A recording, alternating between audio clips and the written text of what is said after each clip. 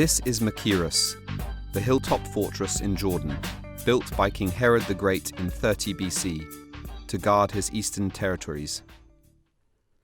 According to the Jewish historian Josephus, Herod's son, Antipas, put John the Baptist in prison here in Machaerus and later had him killed. John was a prophet who lived at about the same time as Jesus.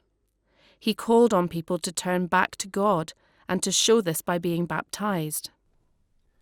In this series, we're looking at evidence for the reliability of the book of Acts and the Gospel of Luke in the Bible.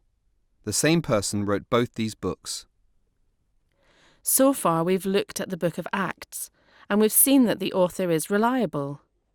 He writes about real people in real places, and he gets the local details right. So what about Luke's Gospel? Well, there aren't so many places where we can test what Luke says, but there are some. And one of these places is the story of John the Baptist. This is what Luke says about him. At this time, a message from God came to John, son of Zechariah, who was living in the wilderness. Then John went from place to place on both sides of the Jordan River, announcing that people should be baptized to show that they'd turned from their sins and turn to God to be forgiven. All the accounts of Jesus' life in the Bible begin with John the Baptist. They say that he announced the coming of Jesus, and they say that he himself was foretold by the prophet Isaiah in the Old Testament. Luke's account goes on.